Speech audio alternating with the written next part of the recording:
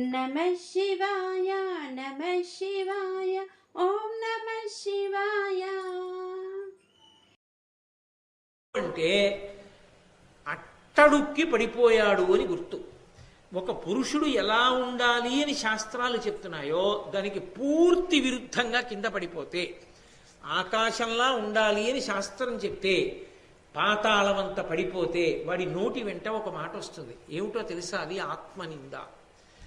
నేనింత పనికి మాలిన వాణ్ణి, నేనింత అధముణ్ణి, ఇక నేనేం చెయ్యగలను, ఇంత తప్పులు చేసిన వాణ్ణి అని తలుచుకు బాధపడతాడే వాడు వృత్తిలోకి రాడు. పురుషుడు సుఖదుఖముల యందు సమానంగా ఉండేటటువంటి లక్షణాన్ని ప్రయత్నపూర్వకంగా పొందాలి. అప్పుడే మనసు ఆలోచించడానికి యోగ్యమైన రీతిలో నిలబడుతుంది. శోకం ఆవరిస్తే ఇక మనసుకి ఆలోచించే స్థితి ఉండదు, అది బడలిపోతుంది. బడలిపోతే దాంట్లోంచి ఆలోచన రాదు, ఆలోచన రాకపోతే అనుష్ఠానం పోతుంది. కాబట్టి ఒక పురుషుడికి ఉండవలసిన లక్షణాన్ని నువ్వు కోల్పోయావు. దుఃఖం వచ్చిందని ఇవాళ ఆత్మనింద చేసుకుంటామే. ఒకనాడు దేవేంద్ర పదవికి ఎందుకు ఎదగగలిగావో ఆలోచించు. అది నీ గొప్పేగా. అక్కడ నుంచి పడిపోయావు, పడిపోవడానికి ఏదో తప్పు చేశావు, తప్పే కాదు, నీ గొప్పతనాన్ని కూడా ఆలోచించు. మళ్ళీ నువ్వు ఆ స్థితిని ఎలా చేరుకుంటావని ఆలోచించు. అంతేకాని ఒకనాడు ఆ స్థితిని పొందినప్పుడు పొంగిపోవడం, భీముడు చెప్పింది యథార్థం. పొంగిపోవడం కుంగిపోవడానికి కారణమవుతుంది. ఇప్పుడు కుంగిపోయి నిన్ను నువ్వు నిందించుకుంటే ఫలితం ఏమైనా ఉంటుందా? ఏమీ ఉండదు. ఈ రెండూ చెయ్యకూడనివే. అందులో ఆత్మనింద అసలు పనికి రాదు. కాబట్టి నువ్వు దాన్ని వెంటనే విడిచిపెట్టు అన్నాడు భీముడు. అని అంటుంటే వాళ్ళిద్దరి మధ్య మాటలు జరుగుతున్నాయి. ఈ జరుగుతున్నటువంటి సమయంలో ధర్మరాజు గారి ధర్మం అటువంటిది, మహానుభావుణ్ణి ఎప్పుడు అలా రక్షిస్తూ ఉంటుంది.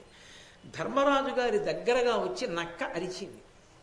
అరే, అకస్మాత్తుగా నక్క వచ్చి అరిచిందే, ఏదో కీడు జరుగుతోంది, ఎక్కడో ఏదో పెద్ద ప్రమాదం వచ్చింది అనుకున్నాడు.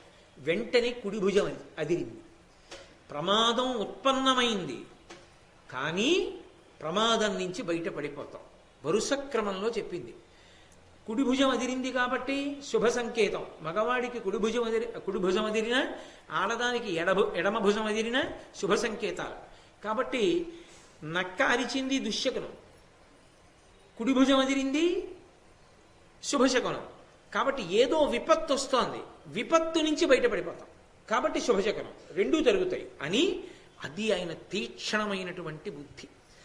విపత్తులో ఇరుక్కునే లక్షణం ఉన్నవాడెవరు? తన బలం మీద నమ్మకంతో తాను చాలా అతిశయంతో తిరిగేవాడు. అందుకని వెంటనే తన సోదరుల వంక చూసి అన్నాడు, భీముడేడి అని అడిగాడు. ఆయన భీముడేడి అని అడిగాడంటే విపత్తు భీముడికే వచ్చి ఉంటుంది. ఎందుకంటే భీముడే వెళ్తాడు అలా అని. భీమసేనుడు ఏడి అని అడిగాడు. కొంతమంది ఏమి శకున శాస్త్రం అండి అంటూ ఉంటారు. రామాయణ భారతాలు భాగవతం చదివితే శకున శాస్త్రం అంటే ఏమిటో తెలుస్తుంది. కాబట్టి ఆ వెంటనే భీముడు కనపడలేదు. భీముడు కనపడలేదు, ఏ ప్రమాదం జరిగిందో అని గబగబా ఆయన బయలుదేరి భీముణ్ణి వెతుక్కుంటూ వెడుతున్నాడు. ఆ వెతుక్కుంటూ వెళ్ళడానికి అరణ్యంలో ఎటువైపుని వెడతాడు? ఎంతసేపు కొండ చిలవ పట్టులో భీముడు మాత్రం ఉండగలడు? విరిగిపోవు ఎముకలన్నీ. కాబట్టి ఇప్పుడు ఆయన అది శోకాన్ని పొందకుండా ఉండడం బుద్ధి ఆలోచనతోనే ఉండడం అన్న మాటకు అర్థం. అది అడుగుజాడలు వెతికాడు. అరణ్యంలో ఎందరో తిరుగుతారు, భీముడి అడుగుజాడలే అని ఎలా తెలుస్తాయి? అంటే భీమసేనుని యొక్క అడుగుజాడలకి ఒక ప్రత్యేకమైనటువంటి లక్షణం ఉంది. అందులో నాగలి, వజ్రము, పూర్ణకలశము, పద్మము ఉంటాయి. ఆ నాలుగు ఉన్నాయి అంటే దేవతాంశ సంభూతుడు. ఆయన లోకములకు మంగళం చేస్తాడు.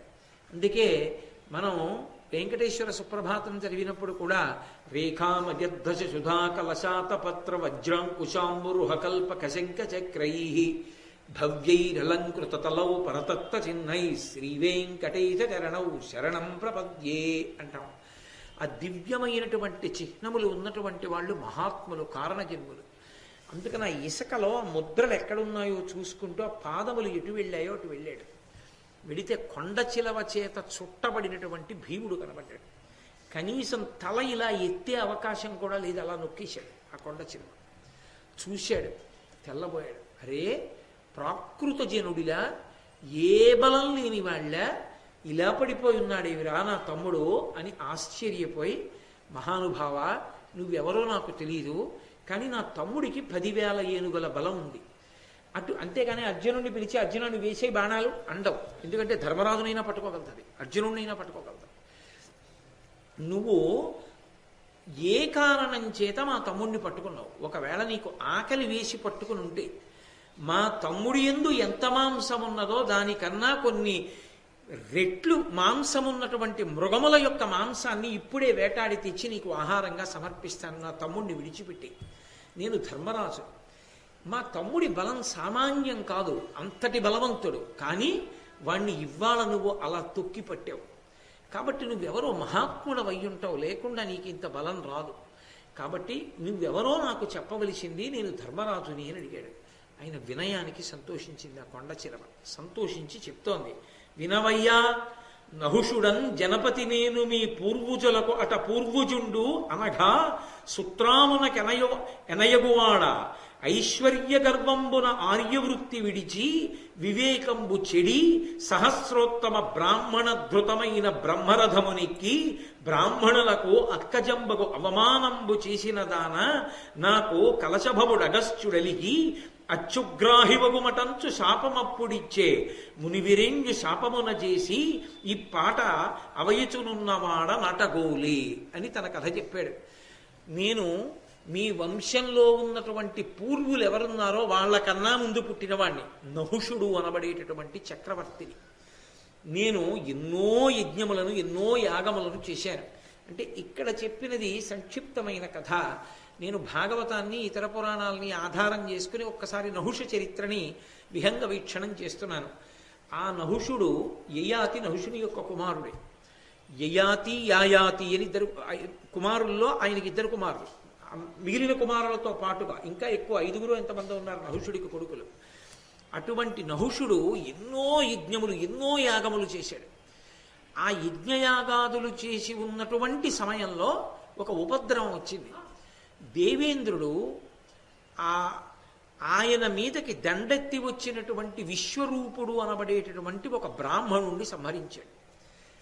ఆయన బ్రాహ్మణుడయ్యుండి రాక్షసుల పాలిట పక్షపాతం వహించాడు. అది కోపం వచ్చి ఇంద్రుడు తొందరపడి చంపేశాడు. ఆ చంపేయడంలో ఆయన్ని బ్రహ్మహత్యా పాతకం అంటుకుంది. అది నల్లని రూపంతో వెంబడించింది. ఆ బ్రహ్మహత్యా పాతకం పోయేంత వరకు తాను పైకి రావడం కుదరదని ఆయన దూరంగా వెళ్ళి ఈశాన్య దిక్కున మానస సరోవరంలో అణిగి పడుకున్నాడు. ఒక తామర తూడుకులో పడుకున్నాడు. కాబట్టి ఇంద్రుడు బయటికి వచ్చే అవకాశం లేదు. ఆ బ్రహ్మహత్యాపాతకానికి భయపడ్డాడు ఆయన. ఆ బ్రహ్మహత్యాపాతకం ఆయన బయటికి వస్తాడేమోనని ఎదురు చూస్తోంది. ఆయనకి కాలం కలిసి వస్తే తప్ప బయటికి వచ్చే అవకాశం లేదు. ఈలోగా ఇంద్ర పదవి ఖాళీగా ఉంది. ఇంద్ర పదవి ఖాళీగా ఉంటే ఈ దేవతల్ని నడిపించగలిగిన సమర్థుడు ఉండడు. అలా ఉండకపోతే రాక్షసులు దండెత్తి వస్తారు. కాబట్టి అందాక ఇంద్ర పదవిలో కూర్చోబెట్టడానికి ఓ సమర్థుడు కావాలి. చూడండి, ఇన్ఛార్జిని ఎవరినో ఒకళ్ళని వేస్తుంటారు. ఓ సమర్థుడిని తీసుకొచ్చి అసలు అధికారి ఏ కారణం చేతనైనా దీర్ఘకాలిక సెలవులోనో ఎక్కడో వెళ్ళాడు అనుకోండి, ఓ ఇన్ఛార్జిని తీసుకొచ్చి వేస్తారు. అలా అందాక దేవేంద్ర పదవిని ఎవరితో నింపాలి అని ఆలోచించారు. అసలు దేవేంద్రుడు తిరిగొచ్చే పర్యంతం ఇంద్ర పదవి ఎవరికి ఇద్దాం? ఇంతమందిని పరిశీలిస్తే నహుషుడు దానికి తగినవాడు. ఎన్నో యజ్ఞములు చేశాడు. 100 క్రతువులు చేస్తే తప్ప ఇంద్ర పదవి ఇవ్వకూడదు. అన్ని చేసినవాడు కాబట్టి నహుషుడికి ఇద్దామని నహుషుడి దగ్గరికి వచ్చారు దేవతలు. నిన్ను ఇంద్రుడి స్థానంలో కూర్చోబెడతాను, రావలసింది అన్నారు. ఆ మాట వినగానే అహంకారం వచ్చేసింది. నేను ఇంద్రుణ్ణి అయిపోయాను అనుకున్నాను. అనుకుని వెళ్ళి అతిశయంతో ఇంద్ర పదవిలో కూర్చున్నాను. కూర్చున్నవాడిని ఊరుకున్నానా? ఊరుకోలేదు. నహుషుడు చెప్తున్నాడు, నేను ఇంద్రుణ్ణి అన్న భావన ఆయన ఎందు జీర్ణమైపోయింది. ఓ 4 నెలల్లో 5 నెలల్లో ఇన్ఛార్జి చేసేసాడు అనుకోండి, ఆ తర్వాత ఆయన స్థానంలో ఆయన కూర్చోవడం చాలా కష్టమైపోతుంది. అప్పుడు అసలు కుర్చీలో కూర్చోవలసిన వాడు ఎవడు రాకుండా ప్రయత్నాలు చేసేవాళ్ళు కూడా ఉంటారు. అంటే దానికి అలవాటు పడిపోయి ఆఫీసుల్లో పనిచేసే వాళ్ళకి బాగా తెలుస్తుంది. కాబట్టి ఈయన తానే ఇంద్రుణ్ణి అన్న స్థితిని పొందేసి ఒకానొక నాడు శచీదేవిని చూశాడు. చూసి ఆమె ఇంద్రుని భార్య. ఇప్పుడు నేను ఇంద్ర పదవిలోనే కూర్చున్నానుగా, కాబట్టి ఆయన భార్య నా భార్య అన్నాడు. అంతకన్నా అధర్మం ఎక్కడ ఉంటుంది అని ఆ శచీదేవి యొక్క పొందును అభిలషించాడు.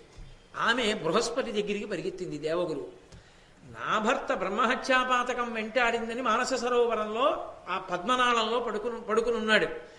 ధూర్తుడైనటువంటి ఈ నహుషుడు ఇంద్రపదవిలో కూర్చుని నన్ను పొందాలని చూస్తున్నాడు. కాబట్టి ఇప్పుడు దీనికి పరిష్కారం ఎలా అని అడిగింది. ఆయన అన్నాడు, ఏమీ లేదు. అటువంటి వాడికి కలిగినటువంటి గర్వమే వాణ్ణి పాడు చేసేస్తుంది. తప్పకుండా నువ్వు నన్ను భార్యగా స్వీకరిద్దువుగానివి. ఒకే ఒక్క షరతు, నన్ను చేరేటప్పుడు నువ్వు ఒక రథం మీదో పల్లకీలోనో వస్తే ఏం బాగుంటుంది? మహర్షులు మోస్తున్నటువంటి పల్లకీలో వాళ్ళు వేద సూక్తం చెప్తూ ఉండగా నువ్వు ఆ పల్లకీలో వస్తే నేను నీ భార్యనవుతానని చెప్పు. కాగల కార్యం మిగిలిన వాళ్ళు చూస్తారన్నాడు. వెంటనే తమకంతో కళ్ళు కనపడనటువంటి ఆ నహుషుడు కామాతురాణం నభయం నలజ్జ అంధుడైపోయి అగస్త్యాది మహర్షుల్ని పిలిచాడు. మీరు నా శిబిక మొయ్యండి, నేను ఆ స్వర్ణ శిబికలో కూర్చుంటాను. నన్ను మీరు వేదమంత్రాలు చెప్తూ తీసుకెళ్ళండి శచీదేవి దగ్గరికి, నేను ఆమెకి భర్తనవుతాను. ఇంద్రుని ఆజ్ఞ. అందరూ పల్లకీ పట్టుకుని సప్తర్షులు మోస్తున్నారు. సప్తర్షులతో పల్లకీ మోయించడం ఏంటి? వాళ్ళు వేదం చదువుతున్నారు. చదువుతుంటే ఈయనకి కోపం వచ్చింది. ఎందుకని ఈయన తొందరగా శచీదేవి దగ్గరికి వెళ్ళాలని ఆరాటపడుతున్నాడు. అగస్త్యుడు కొంచెం పొట్టివాడు, అందుకని అడుగులు పెద్దగా పడవు. చిన్న చిన్న కాళ్ళు కదూ, చిన్న చిన్న అడుగులు వేస్తాడు. సర్ప సర్ప సర్ప సర్ప తొందరగా నడని ఆ పల్లకీలోంచి కాలు బయటికి పెట్టి అగస్త్యుడి తల మీద ఒక్క తన్ను తన్నాడు. తొందరగా నడి. వెంటనే అగస్త్యుడు అన్నాడు, ఒళ్ళు కొవ్వి సప్తర్షుల చేత పల్లకీ మోయిస్తూ నన్ను తొందరగా నడవమని మనస్సులో ఏ ఆలోచన రాకూడదో అది పెట్టుకుని నన్ను సర్పసర్ప అని తల మీద తన్నావు. కాబట్టి ఘోరమైన సర్పమై కొండ చిలవై బహుదీర్ఘకాలము పాటు అరణ్యంలో పడుండన్నాడు. అనగానే పల్లకీలోంచి కొండ చిలవై కింద పడిపోతున్నాడు. అయిపోయిందా? నిమిషం. అహంకారం ఎటువంటిది అంటే ఎన్ని మెట్లు ఎక్కినవాడు జారిపోవడానికి ఒక్క క్షణం పట్టదు.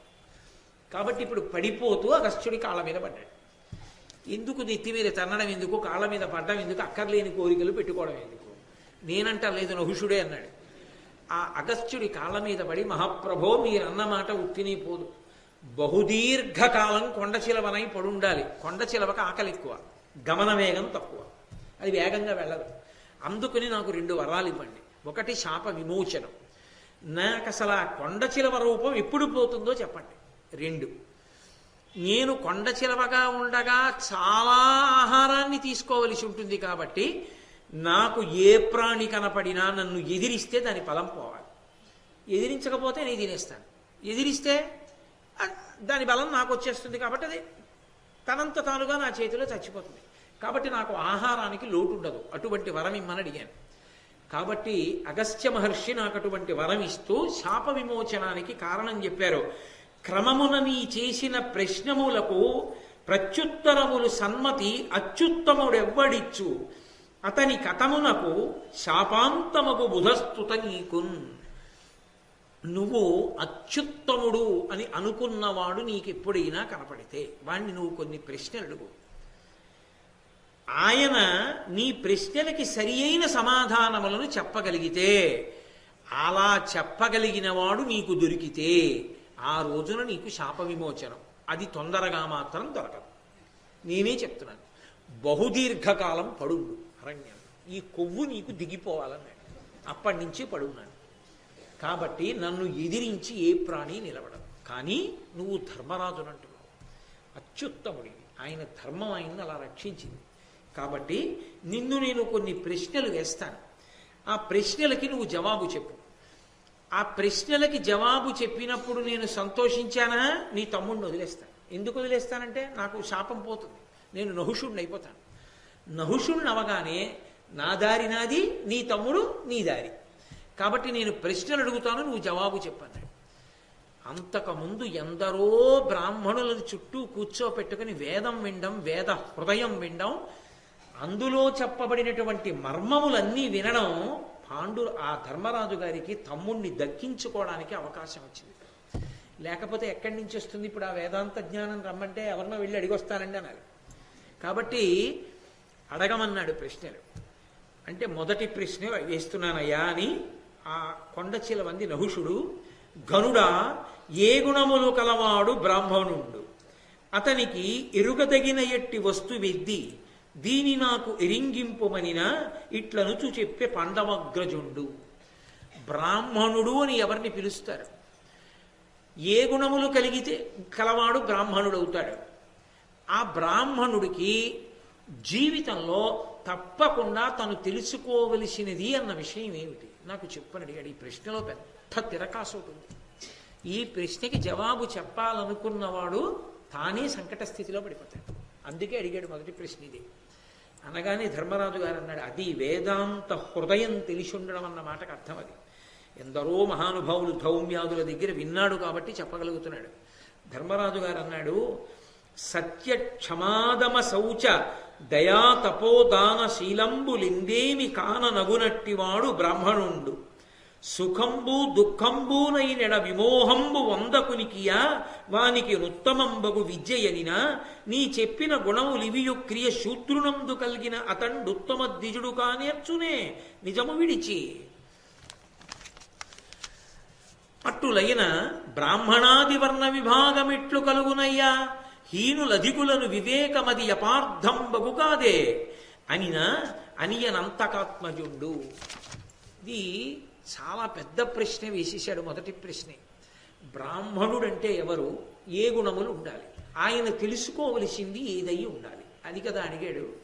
ధర్మరాజు గారు అన్నాడు, సత్యము, ఎప్పుడూ మాట తప్పకపోవడం, క్షమ, ఓర్పు కలిగి ఉండడం, దమము, అంతరింద్రియ నిగ్రహము, బాహ్య ఇంద్రియ నిగ్రహము మొదలైనవి, శౌచము, ఎప్పుడూ కూడా ఆంతరమునందు బయట కూడా పవిత్రతని నిలబెట్టుకోగలగడం, దయ, సమస్త ప్రాణుల యందు దయ కలిగి ఉండడం, అలాగే తపస్సు, దానము, దానం చెయ్యగలిగినటువంటి వాడై ఉండడం, శీలంబు, మంచి స్వభావం కలిగి ఉండడం, ఇందేమి కాన నగునట్టివాడు బ్రాహ్మణుండు.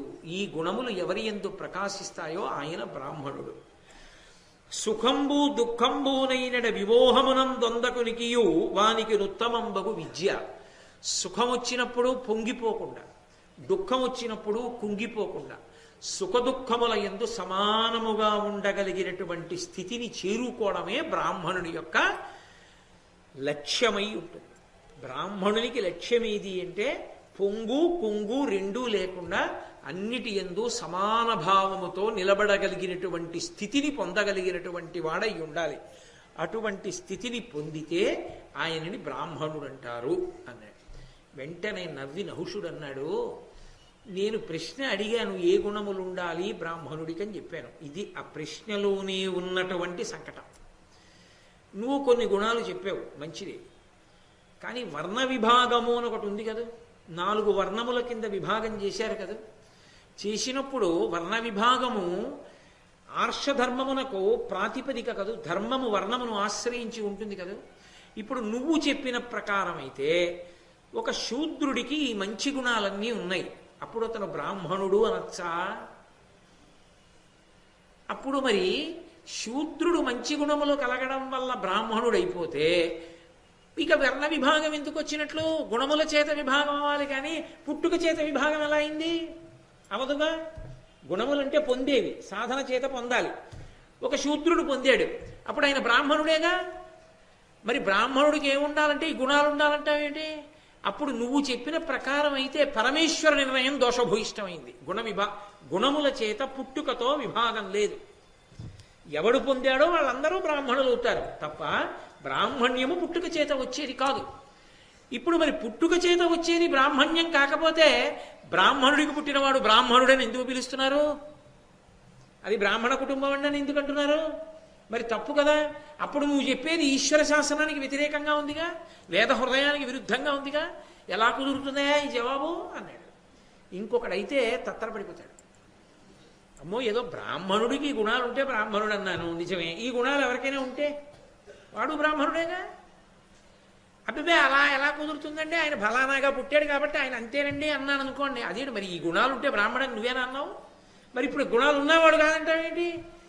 నీ జవాబు సరైంది కాదు, తినేస్తున్నాను భీముడిని అంటాడు. ఇప్పుడు తను చెప్పే జవాబు మీద భీమసేనుడు బ్రతుకు ఆధారపడింది. భీముడికి ఏమైనా అయితే తట్టుకోగలడా ధర్మరాజు? ఉత్తర క్షణం ఆలోచించకుండా అది పెద్దల దగ్గర వినడం వల్ల ధర్మరాజు గారికి వచ్చినటువంటి హృదయం. ఆయన అన్నాడు, నేను చెప్పిన జవాబే సత్యం. నేను చెప్పిన జవాబు మీరడిగిన ప్రశ్నకి వ్యతిరేకం కాదు. ఎందుకు కాదో తెలుసా? ఉత్తమమైనటువంటి గుణాల్ని ఒక శూద్రుడు పొంది ఉన్నాడు అనుకోండి, ఆయన ఉత్తమమైన శూద్రుడు అవుతాడు, చాలా ఉత్తముడైనటువంటి శూద్రుడు. ఆ కారణం చేత వచ్చే జన్మలో సద్బ్రాహ్మణుడు అవుతాడు, మోక్షానికి దగ్గరైపోతాడు. ఒక బ్రాహ్మణుడిగా పుట్టి ఈ గుణాలు లేకపోతే వాడు శూద్రుడితో సమానం అవుతాడు. వాడు బ్రాహ్మణుడని అనిపించుకుంటున్నా పైకి వాడు బ్రాహ్మణుడు కాడు, శూద్రుడు తప్ప. పుట్టుక చేత బ్రాహ్మణుడు కాకపోవడం అన్నది లేదు. పరమేశ్వరుడు ఇచ్చాడు, వాడు నిలబెట్టుకోలేకపోయాడు. శూద్రుడికి పరమేశ్వరుడు అంత స్థాయి పుట్టుకనంది ఇవ్వలేదు, కానీ వాడు పరిశ్రమ చేత ఆ స్థాయికి ఎదిగిపోయాడు. ఇది ఎటువంటిదో మీరు కొంచెం జాగ్రత్తగా అర్థం చేసుకుంటే, ఇది చాలా మంది యొక్క మనస్సులో ఏముంటుందంటే, బ్రాహ్మణునిగా ఉండడం చాలా గొప్ప, ఏదో ఇంకొక రకంగా ఉండడం చాలా తక్కువ అని అనుకుంటారు. కానీ అసలు నేను మీతో పరమ సత్యం చెప్తున్నా, భారతం చెప్తూ, అసలు నిజంగా మనిషి తరించడానికి యోగ్యమైన జన్మ శూద్రుడే, బ్రాహ్మణుడు కాదు. నేను పరమ సత్యం చెప్తున్నాను. ఎందుకో తెలుసా? ఈ గుణాలు ఉండాలి. చచ్చినట్టు లేవాలి, సంధ్యావందనం చెయ్యాలి. చస్తుంటే సంధ్యావంతరం అని సామెత. ప్రాణం పోతోందనుకోండి, ప్రాణోత్క్రమణం అయిపోతోంది, తెల్లవారు సమయం, అప్పుడైనా సరే ఎగౌపిరి వస్తుంటే తను చేయలేకపోతే కొడుకుని పిలవాలి. హాస్పిటల్కి తీసుకెళ్ళమని కాదు, నా పేరు చెప్పి అర్ఘ్యం విడిచిపెట్టేరా అని చెప్పాలి. సంధ్యావందనం అంత ప్రధానం. సంధ్యావందనం చేసి తీరాలి. శాస్త్రములు, పురాణములు, కావ్యములు అవసరం ఉన్నా లేకపోయినా చదువుకుంటూ ఉండాలి.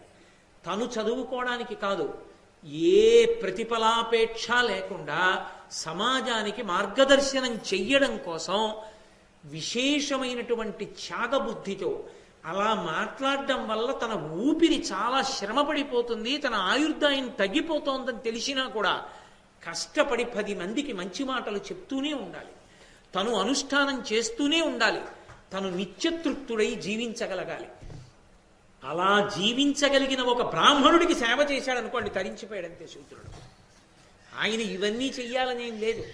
మీరు చూడండి, పెద్ద పెద్ద అధికారంలో ఉన్న వాళ్ళు ఉంటారు, నాతో తరచుగా అంటుంటారు, నేను అదేం గొప్ప కంటలేదు. వాళ్ళు ఏమంటారంటే, వినాలని ఉంటుందండి, ఎక్కడవుతుంది, రాలేకపోతున్నాం, సాయంకాలం బోలెడంత పని, రాత్రి 9 అయితే కానీ బయటికి రాలేము, ఎక్కడ రాగలం అంటాడు. ఒక జిల్లా స్థాయిలో ఉన్నటువంటి అధికారికి ఏ భారతమో వినాలనున్నా, ఏ రామాయణమో వినాలనున్నా, ఏ దేవాలయ ప్రాంగణంలోకో వెళ్ళి భార్యాబిడ్డలతో కూర్చుని ప్రదక్షిణం చేసి సంతోషంగా కాసేపు భజన చేసుకుంటూ గడపాలనుకున్నా అది కళ. ఎందుకని? ఆయన నిర్వర్తించవలసినటువంటి పెనుకర్తవ్యమే ఆయన తలకి పెద్ద భారం అవుతుంది. 2-3 రోజులు అలా గడపడానికి ఆయన నిర్ణయించుకుంటే ఆయన కుటుంబం పండగ చేసేసుకుంటుంది. అమ్మయ్యా, ఇన్నాళ్ళకి సంతోషంగా మేము గడిపాం. అసలు ఆయన దొరుకుతారేంటి? ఇంటికి వచ్చినా ఎప్పుడూ ఫోన్లే మాట్లాడుతూ ఉండడమే. ఎందుకని? వాళ్ళ కర్తవ్యం అటువంటిది. బ్రాహ్మణ కర్తవ్యం కూడా అలా ఉండాలి. ఇవాళ ఉపన్యాసం చెప్తున్నాడని చదువుకోవడం కాదు, అవసరం ఉన్నా లేకపోయినా శాస్త్రాల్ని పరిశీలనం చేస్తూనే ఉండాలి. ఆ గుణములను సంపాదించుకోవడానికి యుద్ధం చేస్తూ ఉండాలి. ఎందుకని? ఓర్పుతో ఉందాం అనుకుంటాడు, ఎవరి మీద దెబ్బలాడతాడు. వెళ్ళి పరమేశ్వరుడికి క్షమార్పణ చెప్పుకోవాలి.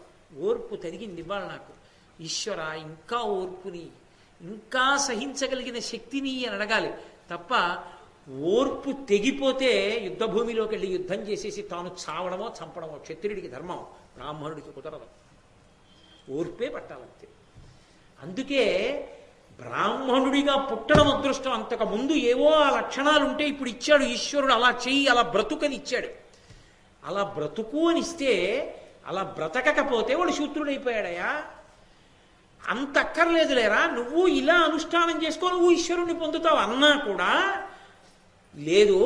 నేను ఒక బ్రాహ్మణుల్లా బతుకుతానని కష్టపడి గుణములను సంపాదించుకున్నాడు. బ్రాహ్మణుడు కాలేకపోయాడు, కానీ ఉత్తముడైన శూద్రుడయ్యాడు ఆయన.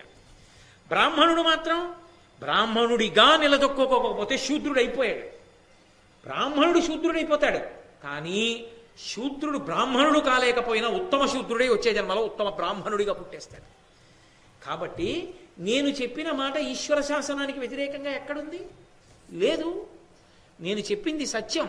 కాబట్టి గుణ విభాగము చేతనే బ్రాహ్మణుడిగా నిలబడడం సాధ్యం, పుట్టుక చేత కాదు. ఆ గుణములను సంతరించుకుని నిలబడితేనే బ్రాహ్మణుడు. ఆ గుణములు లేని నాడు పుట్టుక చేత బ్రాహ్మణుడైనా శూద్రుడిగానే పరిగణింపబడతాడు ఈశ్వరుడి చేత. తప్ప ఏదో పుట్టాను కదా అని చెయ్యకూడని పనులన్నీ చేస్తూ నేను బ్రాహ్మణుణ్ణి అని చెప్పుకుంటే ఈశ్వరుడు అంగీకరించడో కొండ బద్దల కొట్టి చెప్పాడు ధర్మరాజు గారు. అంగీకరించాడు నహుషుడు, శాప విమోచనమైంది. కాబట్టి అందులో తిరిగేమీ లేదు. కాబట్టి బ్రాహ్మణుడిగా పుట్టినవాడు ఒళ్ళు దగ్గర పెట్టుకుని బ్రాహ్మణుడిగా బతకడానికి ప్రయత్నం చెయ్యవలసిందే. అందరికన్నా అట్టడుగునున్నవాడు ఒక్కడుగేసినా ముందుకు వచ్చినవాడే, బాగా పైనున్నవాడు ఒక్క అడుగు జారినా కిందకు వచ్చినవాడే. ఎవరు ఎక్కడ ఎలా ఉండాలో, ఎంత జాగ్రత్తగా ఉండాలో నేర్చుకోమని చెప్తుంది భారతం. అందుకే అంత స్పష్టంగానూ చెప్పాడు. బ్రాహ్మణ భక్తి లేనివాడైతే అంతమంది బ్రాహ్మణుల్ని ఎందుకు గౌరవిస్తాడు? అది ఉన్నమాట, వేదాంతర్గతమైన మాట. దానికి సాక్ష్యం నహుషుడికి శాప విమోచనం అవడమే. చాలా సంతోషించాడు నహుషుడు. అబ్బా, చాలా అద్భుతమైనటువంటి జవాబు చెప్పావయ్యా, నిజమే నువ్వు చెప్పింది. లేకపోతే స్వయంభవమును నిర్ణయం చేసినటువంటి ఈ వర్ణ వ్యవస్థ గురించినటువంటి ఆలోచన ఎలా సాధ్యం అవుతుంది? అందరూ ఈశ్వరుణ్ణి చేరడానికి అర్హులే. ఎవరు ఎలా పుట్టినా ఈశ్వరుణ్ణి చేరడానికి అనర్హులు మాత్రం కాదు. ఎవరి ధర్మాన్ని వాళ్ళు నిర్వర్తిస్తే ఈశ్వరుణ్ణి చేరిపోతారు. తప్ప బ్రాహ్మణుడిగా పుడితేనే తరిస్తాడనుకోవడం పొరపాటు మాట. ఎవరిగా పుట్టినా తరిస్తాడు. బ్రాహ్మణుడిగా పుట్టి తరించడం నిజానికి చాలా చాలా కష్టంతో తరించాలి. కాబట్టి కిందికి జారిపోయే ప్రమాదం ఎక్కువగా పొంచి ఉంటుంది. చాలా గొప్ప మాట చెప్పావయ్యా, సంతోషించాను. అంటే ధర్మరాజు గారు అన్నాడు, ఈ పద్యం బంగారు అక్షరాలతో చెక్కి పెట్టాలి, అసలు అంత గొప్ప పద్యం. వృత్తవంతుండు వెండియు వివిధగతుల వృత్తవంతుండుగా నేర్చు, వృత్తహీనుడైన వాడు విహీనుండయండ్రుగాన, విత్తరక్షకు కడుమేలు వృత్తరక్ష, విత్తరక్షకు కడుమేలు వృత్తరక్ష. ఈయన ఎలా ఉంటారు అన్నది చూస్తుంది లోకం. ఆయనండి చాలా ఎంత జాగ్రత్తగా ఉంటాడో, ఇన్ని మంచి గుణాలు ఉన్నవాడో అని లోకం అంటున్న కొద్దీ ఆ గుణములను ఆయన రక్షించుకుంటూ ఉండాలి. ఒక్కడే అన్నప్పుడు పర్వాలేదు, ఆ ఒక్కడే మళ్ళీ అబ్బాయి అనుకున్నాను కానండి అలాంటి వాడు కాడంటే పర్వాలేదు. 1,000,000 మంది ఆయన చాలా ఉత్తముడు అన్నారు అనుకోండి, 1,000,000 మంది ఉత్తముడు కాడనడానికి సమయం చాలా తక్కువ పడుతుంది, ఒకడు అనడానికి ఎక్కువ సమయం పడుతుంది. ఎందుకో తెలుసా? ఆ ఒక్కడు మళ్ళీ వీడు ఉత్తముడు కాడంటే నన్నేమని అంటారేమో, నిన్న ఉత్తముడు అన్నాడు ఇవాళ ఉత్తముడు కాడంటున్నారని అనడానికి భయపడతాడు ఒకడైతే. 1,000,000 మంది ఒక వ్యక్తిని మంచివాడన్నారు అనుకోండి, ఆ వ్యక్తిలో కించిత్తు దోషం ఎక్కడైనా దొరికిందనుకోండి, అసలు అది వెతకడానికే సభలకు కూడా వచ్చేవాళ్ళు ఉంటారు. ఆయన యందు ఏమైనా దోషం దొరుకుతుందా అని తిరుగుతుంటారు కొంతమంది. అలా దొరకగానే దాన్ని భూతద్దంలో చూపించేసి వెంటనే పనికిమాలినవాడు అని నిర్ధారణ చేసేస్తుంది లోకంలో. అది పలుతెరగులో వెళ్ళిపోతుంది. అందుకే విత్తరక్ష కన్నా వృత్తరక్ష అవసరం అవుతుందయా. ఎవరు నడవడిని నిలబెట్టుకోవాలనుకుంటాడో, పరమ జాగ్రత్తగా బ్రతకాలనుకుంటున్నాడో అటువంటి వాడికి విత్తం పోయినా పర్వాలేదు, డబ్బు పోయినా లెక్క పెట్టడు, తన నడవడిని రక్షించుకోవడానికే జాగ్రత్త పడతాడు. కాబట్టి విత్తరక్ష కన్నా వృత్తరక్ష గొప్పది ఎవరికైనా కూడా, ఎవరికైనా అదే గొప్పది. ఆ మార్గంలో వెళ్ళినప్పుడు ఎవరైనా ముందుకే వెడతారు తప్ప వెనక్కి రారు. మళ్ళీ దానికి సమాధానం చెప్పాడు. బ్రాహ్మణుడు కూడా వెనక్కి జారడం. వృత్తరక్ష చేసుకున్న నాడు అంటే నడవడిని నియంత్రించుకున్న నాడు బ్రాహ్మణుడు బ్రాహ్మణుడిగా ఉంటాడు. నడవడిని నియంత్రించుకున్నవాడు కిందివాడు పైకెక్కుతాడు తప్ప కిందకి జారడం. తన పని తాను చేసుకున్న నాడు ఎవడైనా ఈశ్వరుణ్ణి చేరుతాడు. కాబట్టి విత్తరక్ష కన్నా వృత్తరక్ష కొరకే పెద్దలైన వాళ్ళు ప్రయత్నిస్తూ ఉంటారయా నహుషా. అందుకని లోకంలో అది మంచి వాళ్ళ యందు ఉండేటటువంటి లక్షణం. చాలా సంతోషించాడు నహుషుడు. చాలా మంచి మాట చెప్పావు. అయితే నేను నిన్నిప్పుడు 3వ ప్రశ్న వేస్తున్నాను. ఏమిటి ఆ 3వ ప్రశ్న అంటే, అప్రియం మరి నీతో లోకంలో అప్రియంబు చేసియు మరి అనృతమాది అయ్యు హింస గావింపనీయం మహాత్ముడేగు సుగతికి అండ్రది ఎట్లు అహింస అనగా ఇంత విశేషమెట్లయ్యి చెప్పుమా. లోకంలో అనేకమైనటువంటి మంచి గుణాలు చెప్పబడతాయి. కొన్ని కొన్ని గుణములు వేదంలో చెప్పినటువంటి గుణములు అందరికీ అన్వయం అవుతాయి. అవి కొంతమందికే అన్వయం అవుతాయి అని అనుకోకూడదు. కొన్ని కొన్ని గుణాలు, దొంగతనం చేయకండి అన్నారు అనుకోండి, అది బ్రాహ్మణులకే వర్తిస్తుందని అనకూడదు, అందరికీ వర్తిస్తుంది. కాబట్టి అందరూ పొంది ఉండవలసినటువంటి గుణములు కొన్ని ఉన్నాయి. వాటన్నిటిలోకి గొప్పదిగా దేన్ని చెప్తారంటే అహింసా పరమో ధర్మ. అన్నిటిలోకి అహింస గొప్పది. ఆయన అబద్ధాలు ఆడతాడండి, కానీ గొప్ప అహింసావాది, ఆయన దేవతగా మారతాడు. మరి ఏమయ్యా, పక్కన దోషం ఉంది కదా, అబద్ధాలాడే దోషం. అబద్ధాలాడే దోషం ఉన్న అహింసావ్రతంలో ఉన్నటువంటి వాడు దేవతలుగా మారుతున్నాడు.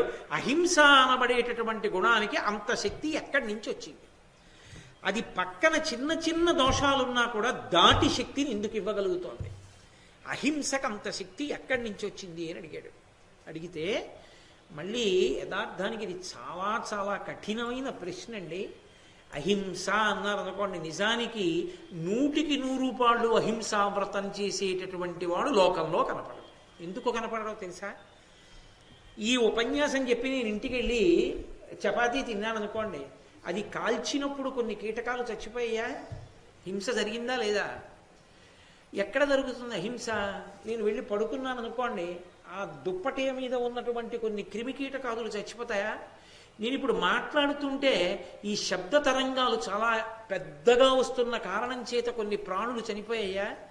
మరి అహింస ఎలా సాధ్యమవుతుంది? అందుకే మీరు చాలా జాగ్రత్తగా అర్థం చేసుకుంటే, వేదమునందు అహింస అన్న మాటకు అర్థం వేరు. వేదమునందు అహింస అన్నది ఆశ్రమాన్ని బట్టి ఉంటుంది, అందరికీ ఒకలా ఉండదు అహింస. గృహస్థు ఉన్నాడనుకోండి, ఆయన చేసేది పాకయజ్ఞము అంటారు, వంట చేసుకోవడం. ఆయన వంట చేసుకుంటే కట్టెలలో కొన్ని పురుగులు ఉంటాయి, అవి కాలిపోయి చచ్చిపోతాయి. నీళ్లలో కొన్ని పురుగులు చచ్చిపోతాయి. వంట చేసుకుంటే కొన్ని చచ్చిపోతాయి, తింటుంటే కొన్ని చచ్చిపోతాయి, మాట్లాడితే చచ్చిపోతాయి, నడిస్తే చచ్చిపోతాయి. అయినా కాయగూరలు తరుగుతుంటే కొన్ని చచ్చిపోతాయి, కాయగూర ఉడికిస్తే కొన్ని చచ్చిపోతాయి. మరి ఆ దోషం గృహస్థుకి రాదు అన్నారు. అది హింస కిందకి రాదు గృహస్థుకి, వేదం ఒప్పుకుంది. ఎందుకు రాదు అని అడిగారు. గృహస్థు పంచయజ్ఞములు చేస్తూ ఉంటాడు. ఇంటికొచ్చిన అతిథికి అన్నం గృహస్థే పెడతాడు, సన్యాసికి అన్నం గృహస్థే పెడతాడు, బ్రహ్మచారికి అన్నం గృహస్థే పెడతాడు, బయట ఉన్నటువంటి ప్రాణులకు అన్నం గృహస్థే పెడతాడు. తన ఇంట్లో ఉన్నటువంటి కొన్ని ప్రాణులు గృహస్థు ఇంట్లో ఉన్నవే తిని బతుకుతూ ఉంటాయి. గోడ మీద బల్లి, పక్కలో నల్లి, తల్లో పేలు, ఇవన్నీ మరి గృహస్థు మీద ఆధారపడి లేవు. ఇవన్నీ కూడా గృహస్థు మీద ఆధారపడి ఉన్నాయి. ఇన్ని ప్రాణులను నిలబెట్టిన కారణం చేత తప్పక చేస్తున్న హింస ఏది ఉందో అది అహింస కిందకే వెడుతుందన్నారు. అదే ఒక సన్యాసి ఉన్నాడు అనుకోండి, సన్యాసి వంట చేయించుకు తిన్నాడు అనుకోండి, పీఠాధిపతి వినా, పీఠాధిపతుల ధర్మం వేరు. పీఠాధిపతి కాని సన్యాసి, ఏ శంకరాచార్యుల వారో పెట్టిన పీఠాధిపతుల వంటి వారికి వేరు మినహాయింపు ఉంటుంది, అది వేరు పీఠాధిపత్యం. సన్యాసి వంట చేసుకు తిన్నాడు అనుకోండి, విరుద్ధం, చేసుకోకూడదు. అందుకే సన్యాసి భిక్షకి వెడతాడు. ఆకలి రోగం ఆయనకి. నాకు దగ్గు వచ్చింది అనుకోండి, అది దగ్గే వరకే మందు వేసుకుంటాను తప్ప మందు చేదుగా ఉందా, మందు తీయగా ఉందా, కమ్మగా ఉందా, తీయగా ఉన్న మందు కాబట్టి 3 నెలలు ఇచ్చుకుందాం సరదాగాను, అలా ఏం ఉండదు. అది చేదుగా ఉన్నా పుచ్చుకోవాలి, తీయగా ఉన్నా పుచ్చుకోవాలి, దగ్గు తగ్గే వరకు. దగ్గు తగ్గిపోయిన తర్వాత కూడా ఇంత డబ్బు వేసుకున్నాను, ఉత్తిన వదిలేడు ఏంటంటే తాగరు, వదిలేస్తారు. సన్యాసికి ఆకలి రోగముగా భావించాలి. భవతి భిక్షాందేహి అంటాడు. ఆ తల్లి తరిగిన పచ్చి క్యాబేజీ తెచ్చి పాత్రలో పడేసింది అనుకోండి, ఆయన ఇదేటమ్మా పచ్చి క్యాబేజీ పారేసావు, ఆవబెట్టి ఉండవా అనకూడదు. ఆ క్యాబేజీ తిని, రుచితో సంబంధం లేదు ఆయనకి, తినేసి వెళ్ళిపోతాడంతే. అది ఆకలికి ఒక ఔషధం కింద వేసుకుంటాడంతే, అలా తింటాడు. గృహస్థ అలా కాదు, రుచి కోరి తింటాడు. అందుకే గృహస్థుగా ఉండడం కోటలో నుంచి యుద్ధం. కాబట్టి అహింస అందరికీ ఒకలా ఉండదు. వంట చేసుకోడు సన్యాసి, అగ్నితో సంపర్కం తెగిపోతుంది సన్యాసం తీసుకుంటే. అగ్ని సంపర్కం తెగిపోతుంది కాబట్టే సన్యాసి శరీరాన్ని వదిలిపెట్టినప్పుడు అగ్నిలో వేల్చకూడదు, కాల్చకూడదు సన్యాసిని భూస్థాపితం చేసేస్తారు, భూమిలో పెట్టేస్తారు కర్పూరం వేసి తప్ప ఆయన్ని అగ్ని సంస్కారం చెయ్యరు. ఎందుచేత ఆయన అగ్నితో సంబంధాన్ని వదిలిపెట్టేశాడు. అటువంటి వాడు కోరి హింస మాత్రం చేయకూడదు. ఇంకా అందుకే చాతుర్మాస్య వ్రతం చేస్తారు. చాతుర్మాస్యం వచ్చిందనుకోండి, సమస్త ప్రాణులు పుట్టే కాలం అది, వానొచ్చినప్పుడు. అందుకని తిరగకూడదు వాళ్ళు, ఎక్కడో ఒక చోట ఉండిపోవాలి. ఏ ఊళ్ళో ఉంటే ఆ ఊళ్ళో, ఏ ఊరైతే నీకెందుకు, నీ ఊరు ఒకటి ఉంది ఒకటి సన్యాసికి, మా ఊరండి అనకూడదు, అన్నీ ఆయన ఊళ్ళే, సమస్త బ్రహ్మాండం ఆయనది.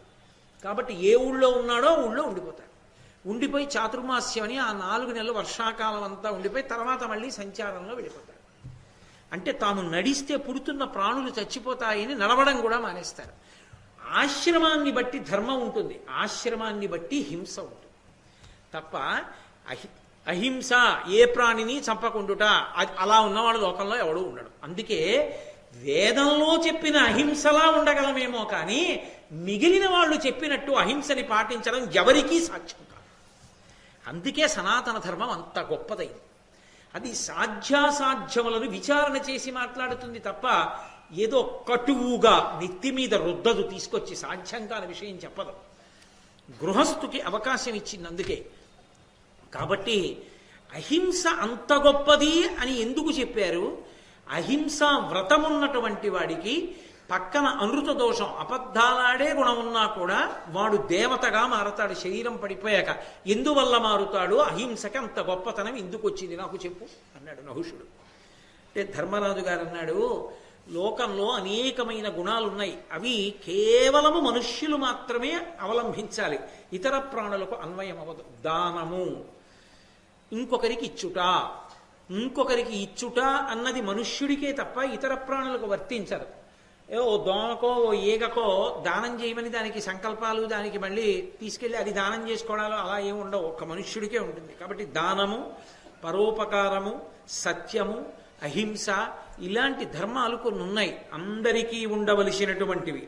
కానీ ఈ మిగిలినటువంటి గుణములున్నాయే, సత్యము కానీ పరోపకారము కానీ దానము కానీ, ఇవేం చేస్తాయంటే మళ్ళీ మనుష్య శరీరంలోకి వెళ్ళేటట్టే చేస్తాయి. చేసి ఆ మనుష్య శరీరంలో గొప్ప సుఖాన్ని పొందడానికి అవకాశం ఇస్తాయి.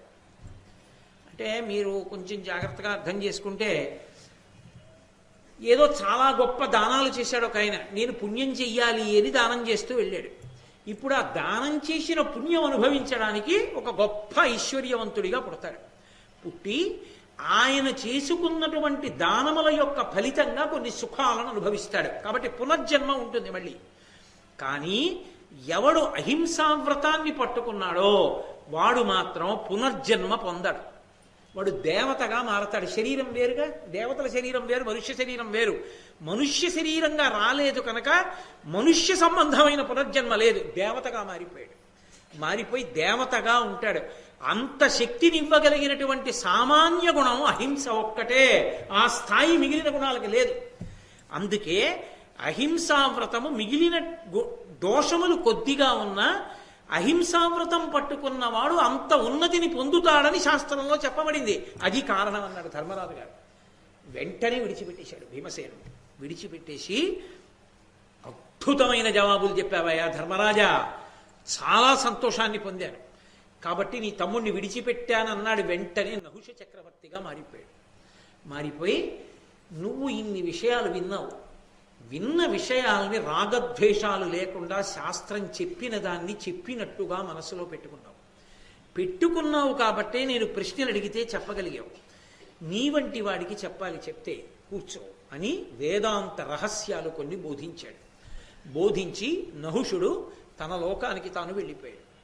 అప్పుడు ధర్మరాజు గారు సంతోషంగా భీమసేనుణ్ణి తీసుకుని మిగిలినటువంటి సోదరులైనటువంటి అర్జున, నకుల, సహదేవులు, భార్య ద్రౌపదీదేవి దగ్గరికి సంతోషంగా వెళ్ళిపోయాడు. మహాభారతంలో 2 ప్రశ్నలు, నహుష ప్రశ్నలు, యక్ష ప్రశ్నలు అని, ఈ రెండిటికీ జవాబులు ధర్మరాజు గారే చెప్తారు. ఇవి మనుష్య జీవితంలో ఉన్నతిని పొందడానికి కావలసినటువంటి సోపానాన్ని నిర్ణయం చేసి చెప్తాయి. అందుకే ఆరణ్య పర్వమునందు ఇవాళ చెప్పినటువంటి ఘట్టం ఏదుందో ఆ ఘట్టాన్ని చాలా విశేషమైనటువంటి ఘట్టంగా లోకంలో భావన చేస్తారు. అంత గొప్ప ఘట్టాన్ని ఇవాళ పరమేశ్వరుడు నా చేత చెప్పించి నన్ను ధన్యుణ్ణి చేశారు, వినడానికి అవకాశం ఇచ్చి మిమ్మల్ని ధన్యుణ్ణి చేశాడు. ఆ పరమాత్మకి నమస్కారం చేస్తూ రేపటి నుంచి ఇంకా చాలా గొప్ప ఘట్టాలు నడుస్తాయి. కారణం ఏమంటే మార్కండేయ మహర్షి ప్రవేశిస్తారు. మార్కండేయుడి గొప్పతనం ఏంటంటే దీర్ఘాయుష్మంతుడు, కొన్ని యుగాలు చూసేశాడు ఆయన.